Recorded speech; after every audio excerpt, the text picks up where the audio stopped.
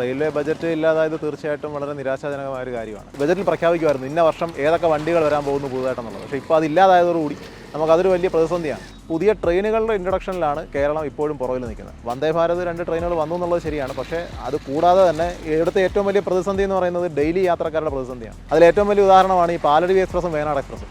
ഈ 2 വണ്ടികളും വളരെയധികം ഫില്ലായിട്ടാണ് പോകുന്നത്. ആൾക്കാർക്ക് ശ്വാസം വിടാൻ പോലും പറ്റാത്ത അവസ്ഥയിൽ പോകുന്ന 2 വണ്ടികളാണ്. അതിനിടയ്ക്ക് ഒരു മെമു സർവീസ് വേണമെന്ന് ആവശ്യപ്പെട്ടിട്ടും പക്ഷേ അത് ഇതുവരെ ഓടിച്ചിട്ടില്ല. ആ ട്രാക്കിലൂടെ വണ്ടി ഓടുന്ന സമയത്ത് അതിനിടയ്ക്ക് ഒരു വന്ദേ ഭാരതം കൂടെ വരുമ്പോഴത്തേക്കും മറ്റുള്ള വണ്ടികളെ ഹോൾഡ് ചെയ്യേണ്ടി വരും. പ്രത്യേകിച്ചും മെമു അല്ലെങ്കിൽ സാധാ എക്സ്പ്രസ് ട്രെയിനുകൾ ഹോൾഡ് ചെയ്യേണ്ടി വരും. കറണ്ട് സിറ്റുവേഷനിൽ ഒരു പുതിയ വന്ദേ ഭാരതം കൂടെ വന്നു കഴിഞ്ഞാൽ ഒരുപക്ഷെ ഇവിടെ വലിയ രീതിയിലുള്ള പ്രതിഷേധവും പ്രശ്നങ്ങളൊക്കെ ഉണ്ടാകാൻ സാധ്യതയുണ്ട്. എസ്പെഷ്യലി ഡെയിലി പാസഞ്ചേഴ്സിൻ്റെ ഭാഗത്ത്. ശബരി പാത എന്ന് പറയുന്നത് വർഷങ്ങളായിട്ട് അവിടെ പോയി ആൾക്കാരുടെയൊക്കെ പറമ്പിൽ കല്ലിട്ടിട്ട് അത് അവർക്ക് വിൽക്കാനോ എടുക്കാനോ ഒന്നും പറ്റാതെ വലിയ രീതിയിലുള്ള പ്രതിസന്ധി അനുഭവിക്കുകയാണ്. അപ്പോൾ അതിൽ ഇതുവരെയും ഒരു ക്ലാരിറ്റി വന്നിട്ടില്ല.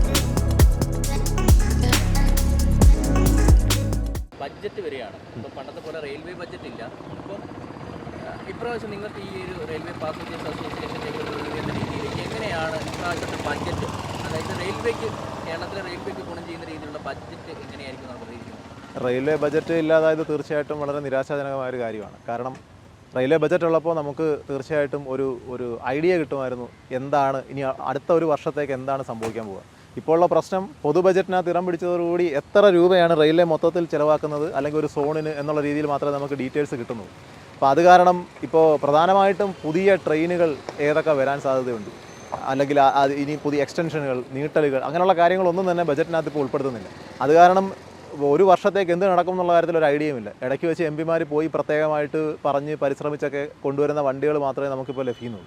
മറ്റേത് റെയിൽവേ ബജറ്റ് ഉള്ളപ്പോൾ നമുക്കൊരു ഐഡിയ ഉണ്ടായിരുന്നു ഏതൊക്കെ വണ്ടികൾ, അത് ബജറ്റിൽ പ്രഖ്യാപിക്കുമായിരുന്നു ഇന്ന വർഷം ഏതൊക്കെ വണ്ടികൾ വരാൻ പോകുന്നു പുതുതായിട്ടെന്നുള്ളത്. പക്ഷേ ഇപ്പോൾ അതില്ലാതായതോടുകൂടി നമുക്കതൊരു വലിയ പ്രതിസന്ധിയാണ്.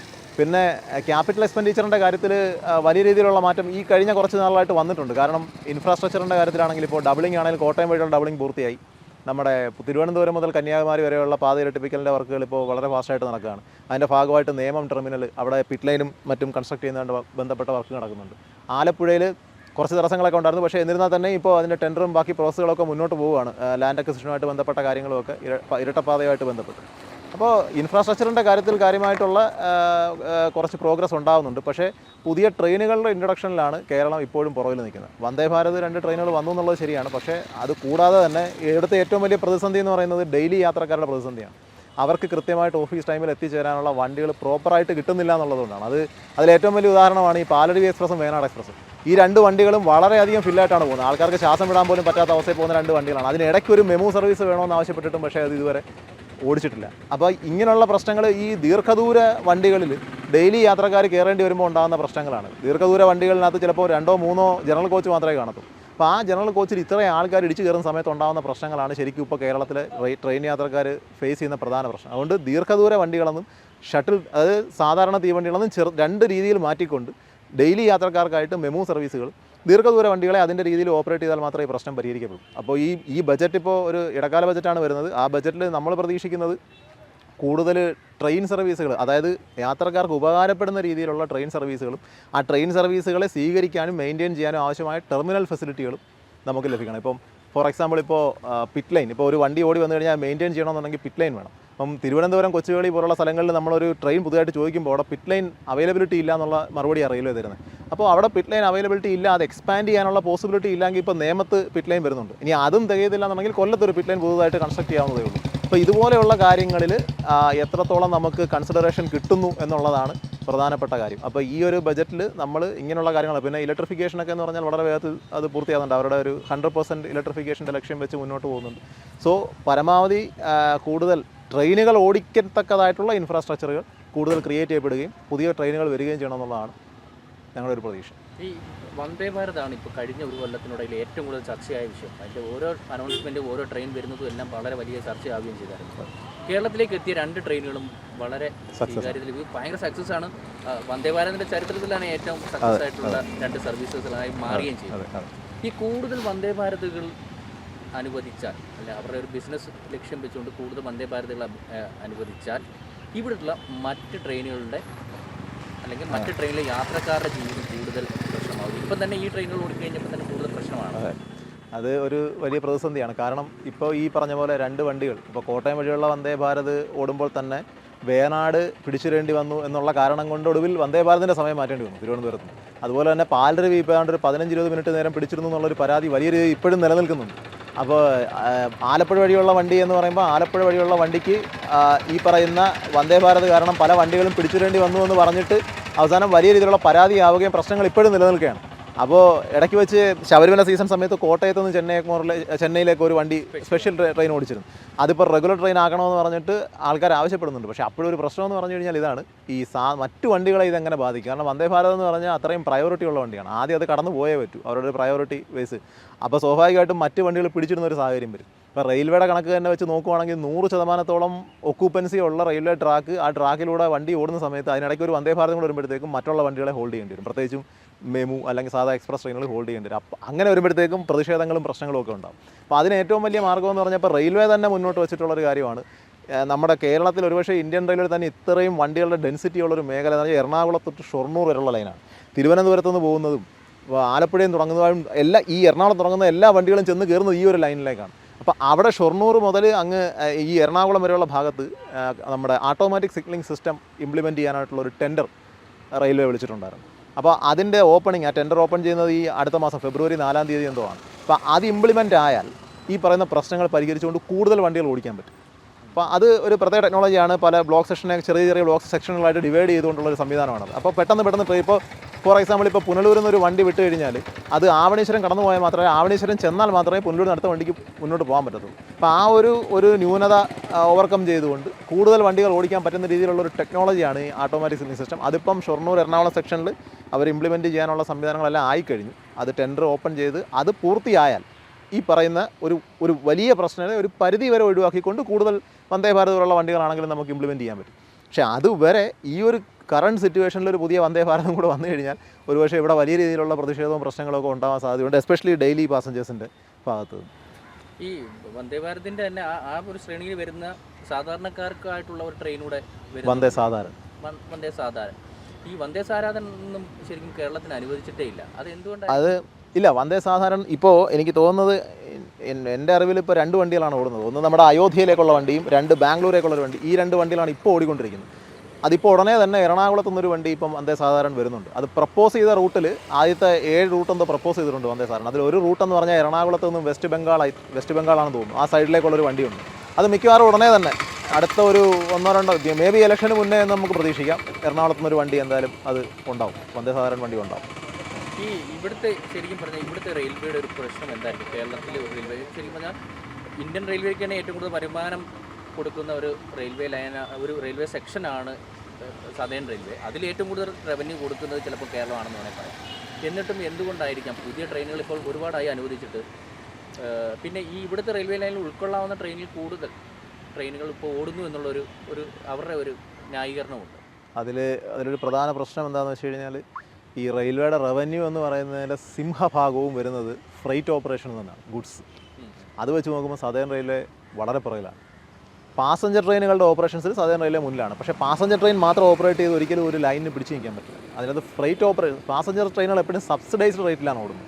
സ്വാഭാവികമായിട്ടും ആ ഒരു സബ്സിഡൈസ്ഡ് റേറ്റിൽ അവർക്ക് ഒരിക്കലും അത് ലാഭത്തിലാക്കാൻ പറ്റില്ല. ഇപ്പോൾ വന്ദേ ഭാരത് പോലെയൊക്കെയുള്ള പ്രീമിയം ട്രെയിനുകൾ ഓക്കെയാണ്. പക്ഷേ നമ്മുടെ സാധാ എക്സ്പ്രസ് ട്രെയിൻ അല്ലെങ്കിൽ പാസഞ്ചർ ട്രെയിനൊക്കെ സബ്സിഡൈസ്ഡ് ഒരു റേറ്റിൽ പോകുന്നത് കാരണം അവർക്ക് അത് അത്രയും അങ്ങോട്ട് ലാഭകരമാക്കാൻ പറ്റില്ല. സദേൺ റെയിൽവേയുടെ കഴിഞ്ഞ ഒരു റിപ്പോർട്ട് നമ്മൾ നോക്കിയാൽ ഫ്രൈറ്റ് അവർ ഗ്രാജുവലി ഇമ്പ്രൂവ് ചെയ്യുന്നുണ്ടെന്നുള്ളത് ശരിയാണ്, പക്ഷേ എന്നാലും കുറവാണ്.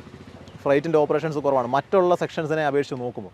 സോ അതൊന്നാമത്തെ പ്രശ്നം. രണ്ടാമത്തെ കാര്യം, സദേൺ റെയിൽവേ സംബന്ധിച്ചിടത്തോളം ഇപ്പോൾ അതിലേറ്റവും ഒരു പ്രതിസന്ധി നേരിടുന്നത് ഈ പുതിയതായിട്ട് ഗേജ് കൺവേർഷൻ നടത്തപ്പെട്ട റൂട്ടുകളാണ്. കാരണം നമ്മുടെ ഈ ഒരു ലൈൻ കൊല്ലം ചെങ്കോട്ട പാതയുടെ കാര്യം എടുത്താൽ ഇത് മീറ്റർ ഗേജ് ആയിരുന്ന സമയത്ത് തന്നെ മറ്റേ റൂട്ട്, അതായത് തിരുവനന്തപുരം കൊല്ലം ആലപ്പുഴ അല്ലെങ്കിൽ കോട്ടയം വഴി എറണാകുളം പോകുന്ന റൂട്ട് എസ്റ്റാബ്ലിഷ്ഡ് ആയി, അതായത് അത് നിറച്ച് ട്രെയിനുകളായി ഓടി തുടങ്ങി. അപ്പോൾ ആ ലൈൻ ഫുൾ എൻഗേജഡ് ആയി കഴിഞ്ഞപ്പോഴാണ് ഈ ലൈൻ തുറക്കുന്നത്. അപ്പോൾ ഈ ലൈനിൽ നിന്ന് ആ ലൈനിലേക്ക് ഒരു ട്രെയിൻ കിട്ടുക എന്ന് പറഞ്ഞു കഴിഞ്ഞാൽ ഒരു സ്ലോട്ട് കണ്ടുപിടിക്കാൻ ബുദ്ധിമുട്ടാണ്. അപ്പം നമുക്കിവിടെ ഇഷ്ടംപോലെ ഫ്രീ സ്ലോട്ട് ഉണ്ട് താനും, പക്ഷേ അങ്ങോട്ട് കയറി പോകാൻ പറ്റാത്തൊരു സാഹചര്യത്തിൽ വണ്ടി നിൽക്കുന്നത്. അപ്പോൾ അത് കാരണം നമ്മുടെ ഈ പറയുന്ന ഇപ്പോൾ ഇവിടുന്ന് അങ്ങോട്ട് പോയാൽ വിരുദനഗറിൽ ചെല്ലുമ്പോഴത്തേക്ക് വീണ്ടും മെയിൻ ലൈനിൽ കയറുകയാണ്. അപ്പോൾ അവിടെയും ഈ സ്ലോട്ടിൻ്റെ പ്രശ്നമുണ്ട്. തിരുനെല്ലിയിലേക്ക് പോയാൽ അവിടെ ഈ പ്രശ്നമുണ്ട്. അപ്പോൾ നമ്മുടെ ഈ ഒരു സെക്ഷൻ ഒരു ഐലൻഡായിട്ട് ഇങ്ങനെ ഐലൻഡ് സെക്ഷൻ പോലെ ഈ ഒരു വിരുദനഗർ കൊല്ലം അല്ലെങ്കിൽ തെങ്കാശി തിരുനെല്വേലി കൊല്ലം സെക്ഷൻ ഇങ്ങനെ നിൽക്കുകയാണ്. അപ്പോൾ പരമാവധി ഇതിനുള്ളിൽ നമ്മളിപ്പോൾ ഇവിടുന്ന് തന്നെ ഇപ്പോൾ എറണാകുളം വേളാങ്കണ്ണി തന്നെ ഏതാണ്ടൊരു 4 വർഷത്തിൽ കൂടുതൽ സ്പെഷ്യലായിട്ട് ഓടി. ഓടി പിന്നീട് പലതവണ നിർബന്ധപൂർവ്വം അവരുടെ പുറകെ നടന്നിപ്പോൾ എൻ കെ പ്രേമേന്ദ്രൻ സാറാണെങ്കിലും കൊടുങ്ങൂർ സുരേഷ് സാറാണെങ്കിലും പലതവണ റെയിൽവേ ബോർഡുമായിട്ട് ചർച്ച നടത്തി ട്രൈ ചെയ്തിട്ടാണ് ഇത് റെഗുലറൈസ് ചെയ്യാൻ തീരുമാനിച്ചത്. അതപ്പോഴും ബൈ വീക്കിലിയാണ്, ആഴ്ച 2 ദിവസമേ ഉള്ളൂ. പക്ഷേ കൊല്ലം നാഗൂർ, അതായത് ഈ കൊല്ലം നാഗൂർ വണ്ടിക്ക് പകരമാണ് ഇത് വന്നതെന്നാണ് പറയുന്നത്. പക്ഷേ കൊല്ലം നാഗൂർ വണ്ടി ഡെയിലി ആയിരുന്നു. പക്ഷേ ഇത് വന്നപ്പോൾ അത് ബൈ വീക്കിലി, ആഴ്ച 2 ദിവസമേ ഉള്ളൂ. അപ്പോൾ ഈ പ്രശ്നം നമ്മുടെ ഈ ലൈനൊക്കെ അനുഭവിക്കുന്ന ഒരു പ്രശ്നം ഇതാണ്. മെയിൻ ലൈനിൽ ഒരുപാട് വണ്ടികൾ ഓടുന്ന കാരണം അതിനിടയ്ക്ക് ഒരു ഗ്യാപ്പ് കണ്ടെത്തി നമ്മുടെ റൂട്ടിൽ നിന്ന് പോകുന്ന വണ്ടികളെ അതിനുള്ളിലേക്ക് കയറ്റി വിടാനുള്ള ബുദ്ധിമുട്ട്, അതാണ് പ്രധാനപ്പെട്ട പ്രശ്നം നമ്മൾ കാണുന്നത്. ഇപ്രാവശ്യം ഇങ്ങനെ ഒരു ബഡ്ജറ്റ് വരുമ്പോൾ ഈ കേരളത്തിന് കിട്ടാൻ പോകുന്ന കാര്യങ്ങൾ എന്തൊക്കെയാകാം എന്നാണ് നിങ്ങളുടെ ഒരു പ്രതീക്ഷ? എന്തൊക്കെ വേണമെന്നാണ് നിങ്ങളുടെ ആഗ്രഹം? പ്രധാനമായിട്ടും നമുക്കിപ്പം പ്രപ്പോസ് ചെയ്തിരിക്കുന്ന കാര്യങ്ങൾ എക്സിക്യൂട്ട് ചെയ്യുക എന്നുള്ളതാണ് പ്രധാനം. അതിലേറ്റവും പ്രധാനപ്പെട്ട കാര്യം നമ്മുടെ തിരുവനന്തപുരം കന്യാകുമാരി ഡബിളിങ്, അതുപോലെ തന്നെ നമ്മുടെ നേമം ടെർമിനൽ, ഈ 2 കാര്യം. പിന്നെ ആലപ്പുഴയുള്ള ഡബിളിങ് പൂർത്തീകരിക്കുക. എസ്പെഷ്യലി ഏറ്റവും പ്രധാനമായിട്ട് ഈ പറഞ്ഞ പോലെ എറണാകുളത്തിന് ഷൊർണൂരിൽ നമ്മുടെ ഓട്ടോമാറ്റിക് സിഗ്നലിംഗ് സിസ്റ്റം കൊണ്ടുവരും. അതുപോലെ തന്നെ പുതിയ ലൈനുകളുടെ കൺസിഡറേഷൻ, അതൊരു വലിയ പ്രതിസന്ധിയാണ്. കാരണം ഇപ്പോൾ ഫോർ എക്സാമ്പിൾ നമ്മുടെ ശബരിപാത എന്ന് പറയുന്നത് വർഷങ്ങളായിട്ട് അവിടെ പോയി ആൾക്കാരുടെയൊക്കെ പറമ്പിൽ കല്ലിട്ടിട്ട് അത് അവർക്ക് വിൽക്കാനോ എടുക്കാനോ ഒന്നും പറ്റാതെ വലിയ രീതിയിലുള്ള പ്രതിസന്ധി അനുഭവിക്കുകയാണ്. അപ്പോൾ അതിൽ ഇതുവരെയും ഒരു ക്ലാരിറ്റി വന്നിട്ടില്ല. ഇപ്പോഴും സംസ്ഥാനം ഇപ്പോൾ 50% ഇത് ഷെയർ ഇടാൻ തയ്യാറാണെന്ന് പറയുമ്പോഴും അവർ ചെങ്ങന്നൂർ പമ്പ വേണോ അല്ല ശബരിപാത ചെയ്യണോ എന്നുള്ള കാര്യത്തിൽ ഇപ്പോഴും കൺഫ്യൂഷനിലിരിക്കുകയാണ്. സോ ഇപ്പോൾ ഇന്നത്തെ വാർത്ത വെച്ച് നോക്കുകയാണെങ്കിൽ ആ 100 കോടി കഴിഞ്ഞ ബജറ്റിൽ അനുവദിച്ചത് അവർ തിരിച്ചു പിടിച്ചു. കാര്യം എന്ന് പറഞ്ഞാൽ അത് ഇപ്പോഴും ഫ്രീസ്ഡാണ്, ആ പ്രോജക്റ്റ് ഇതുവരെ ഡീഫ്രീസ് ചെയ്തിട്ടില്ല. അപ്പോൾ ഇതുപോലുള്ള പ്രശ്നം ഇപ്പോൾ ശബരിപാത വന്നു കഴിഞ്ഞാൽ എരുമേലി വഴി പത്തനംതിട്ട വഴി പുനലൂർ വന്നു കഴിഞ്ഞാൽ ഈ ഫുൾ മലയോര മേഖലയ്ക്ക് ഒരു നമ്മൾ വിചാരിക്കുന്നതിനൊക്കെ അപ്പുറത്തേക്കുള്ളൊരു വികസനമാണ് വരുന്നത്. അതുപോലെ തന്നെ നിലമ്പൂർ നഞ്ചങ്കോട് റെയിൽവേ പാത, അതിൻ്റെയും സർവേ പ്രോസസ്സ് നടന്നുകൊണ്ടിരിക്കുന്നതേ ഉള്ളൂ. വർഷങ്ങൾ ഒരുപാടായി ഇത് ഈ സർവേയിൽ ഇങ്ങനെ നിൽക്കുകയാണ്. നമുക്ക് വേണ്ടത് പുതിയ ലൈനുകളാണ്. തമിഴ്നാട്ടിലൊക്കെ എവിടെ ചെന്ന് കഴിഞ്ഞാൽ എല്ലാ മേഖലയിലേക്കും റെയിൽവേ ലൈനുണ്ട്. നമുക്ക് പക്ഷേ ആ ഒരു സംവിധാനം കിട്ടുന്നില്ല. നമുക്ക് ആ ഒരു സംവിധാനത്തിലേക്ക് നമുക്കിവിടെ പരമാവധി റെയിൽവേ കണക്ടിവിറ്റി ഇല്ലാത്ത മേഖലകളിലേക്ക് പുതിയ റെയിൽവേ ലൈൻ കൊണ്ടുവരിക എന്നുള്ളതൊരു പ്രയോറിറ്റി ആയിട്ട് കണ്ട് സംസ്ഥാന കേന്ദ്ര സർക്കാർ അതിന് വേണ്ടി ശ്രമിക്കണം. ഈ ബജറ്റിൽ ഈ പറയുന്ന നഞ്ചങ്കോട് പാതയും അതുപോലെ തന്നെ ശബരി പാതയ്ക്കും വേണ്ടി എന്തെങ്കിലും ഒരു കൺസിഡറേഷൻ കിട്ടും എന്നുള്ളതാണ് ഏറ്റവും വലിയ പ്രതീക്ഷ ശരിക്കും പറഞ്ഞത്. ഈ സമയത്തും നമുക്ക് ചർച്ച ചെയ്തൊരു വിഷയം സിൽവർ ലൈൻ, അതിൻ്റെ ഒരു ആവശ്യമുള്ളതായിട്ട് തോന്നുന്നുണ്ടോ? തീർച്ചയായിട്ടും. സിൽവർ ലൈൻ എന്ന് പറയുന്നത് നമ്മൾ ഇപ്പോൾ കുറച്ചും കൂടി മുന്നോട്ട് ചിന്തിക്കണം. നമ്മൾ സന്തോഷ് ജോർജ് കുളങ്ങര സാറൊക്കെ പറയുന്ന പോലെ ഒരു 10, 15 അല്ലെങ്കിൽ 20 വർഷം കൂടെ മുന്നോട്ട് ചിന്തിച്ചിട്ട് വേണം നമ്മൾ അടിസ്ഥാന സൗകര്യത്തിലേക്ക് ഇൻവെസ്റ്റ് ചെയ്യാൻ. ഇപ്പോൾ നമുക്കിപ്പോൾ ഇവിടെ ഒരു പാത ഇപ്പോൾ പണിയാൻ തുടങ്ങിയാൽ മിനിമം ഒരു 6-7 വർഷത്തിന് മേലെ എടുക്കും അത് പൂർത്തീകരിച്ച് വരാൻ. ആ സമയമാകുമ്പോഴത്തേക്ക് നമ്മുടെ ഡിമാൻഡ് എന്താണെന്ന് വേണം നമ്മൾ ചിന്തിക്കാൻ. ഇപ്പോൾ ഈ വന്ദേ ഭാരത് വന്നപ്പോൾ തന്നെ നമ്മൾ കണ്ടതാണ് എത്രത്തോളം അതിൻ്റെ ഡിമാൻഡ് എത്രത്തോളം പോയിട്ടുണ്ട്. 190 മുതൽ 200% വരെയാണ് ഇതിൻ്റെ ഒക്കുപ്പൻസി എന്ന് പറയുന്നത്. അപ്പോൾ സ്വാഭാവികമായിട്ടും നമുക്കിവിടെ വേഗത്തിൽ സഞ്ചരിക്കാനുള്ള ആൾക്കാരുണ്ട്, അവർക്ക് വേഗത്തിൽ സഞ്ചരിക്കാൻ താല്പര്യമുണ്ട് എന്നുള്ളത് അതിൽ നിന്ന് വ്യക്തമാണല്ലോ. സ്വാഭാവികമായിട്ടും അത് വളരെ നല്ലൊരു പ്രോജക്റ്റാണ്. അത് എന്ത് കാര്യം കൊണ്ടാണെങ്കിലും, അത് പൊളിറ്റിക്സ് ആയിക്കോട്ടെ എന്ത് കാരണം, അത് തള്ളിപ്പോയത് വളരെ നിരാശാജനകമാണ്. തീർച്ചയായിട്ടും അത്തരം ഹൈ സ്പീഡ് അല്ലെങ്കിൽ സെമി ഹൈ സ്പീഡ് പ്രോജക്റ്റുകൾ നമ്മൾ കൺസിഡർ ചെയ്യണം. കേരളത്തിന് വളരെ അത്യാവശ്യമുള്ളൊരു കാര്യമാണ്. അതായത് കാസർഗോഡ് മുതൽ തിരുവനന്തപുരം വരെ അത് പോവുകയും കാസർഗോഡിനപ്പുറത്തേക്ക് നാളെ മൈസൂർ മുതൽ ചെന്നൈ വരെയുള്ള ബുള്ളറ്റ് ട്രെയിൻ കോറിഡോറിൻ്റെ ചർച്ച നടക്കുകയാണ്. അത് വന്നു കഴിയുമ്പോൾ ഇതിനെ അതുമായിട്ട് കണക്ട് ചെയ്യാൻ പറ്റും. അവിടെ ഒരു സ്റ്റേഷനിൽ പോയിട്ട് ഇൻ്റർചേഞ്ച് ചെയ്ത് കയറിപ്പാൻ പറ്റുന്ന ഒരു ലെവലിലേക്ക് കാര്യങ്ങൾ മാറി വരുന്നതാണ്. അപ്പം നമ്മൾ ആ ഒരു രീതിയിൽ ചിന്തിക്കാൻ കുറച്ചും കൂടി നമ്മൾ തയ്യാറാവണം എന്നുള്ളതാണ് എൻ്റെ ഒരു അഭിപ്രായം. ഇതൊരു ഇടക്കാല ബജറ്റ് കൂടിയാണ്, അതായത് ഇലക്ഷന് തൊട്ട് മുമ്പ് വരുന്നൊരു ബജറ്റാണ്. അപ്പോൾ എത്രത്തോളം പ്രഖ്യാപനങ്ങൾ ഇതിനകത്ത് വരും എന്നുള്ളതിൽ ഉറപ്പില്ല. പക്ഷേ